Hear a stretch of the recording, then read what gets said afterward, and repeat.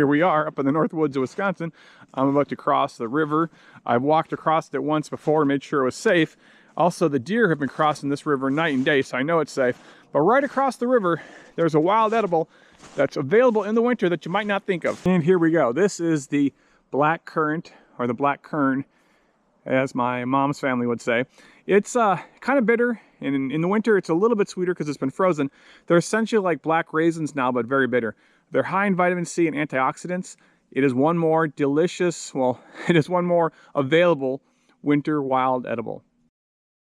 Here we have a white birch, also known as a paper birch, named as such because it peels off quite easily. You probably remember these from when you're a kid and your family would go camping, because this is great for starting fires. Some other trees you can use for starting fires, for kindle, or to get that spark going, would be cedar and of course pines if they're dried out. And it's just a good tree to have around when you need to stay warm in the winter, especially if you're outside camping. Making our way through the snow here. It's about, a foot and a half deep in spots. Some spots it's not that deep. Here's what we're looking for. The silver birch. This is a wonderful tree. Notice it's not as white as the paper birch, has more of a silvery color, thus the name.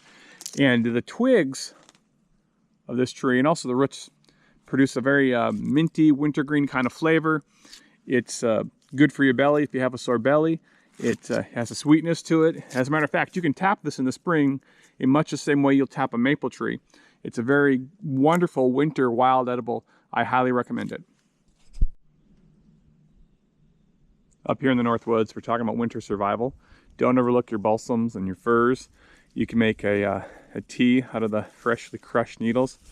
Of course, it has that wonderful pine smell, and it tastes okay. It's a little bit, astringent, however you want to describe it. It is high in vitamin C, but too much of it maybe could give you a bellyache. If you're really hungry, if you chew up the needles, you could eat them. I don't necessarily recommend that. But it's one of the many wild edibles available in winter. Another use for your spruces and your firs, they give them that wonderful smell and flavor, while you also could use them to flavor fish or even poultry, just laying it on side, when you're baking it in the oven. Just another option. Red sumac is another winter survival food. You think of it in the summer and you can make lemonade out of it, and it's red and powdery. In the winter, as long as it's dry, you can still make that same great tea and get some nutrients out of it.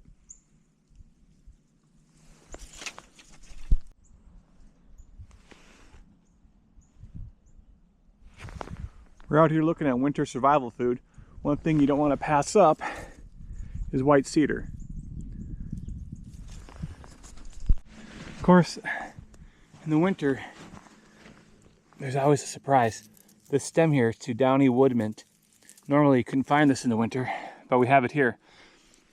It still gives off that minty flavor. You can boil it and make a nice tea. It's nestled up against this birch tree, and if you can find it in the winter, and good luck, I highly recommend it. The little flowers on the end still have that minty flavor.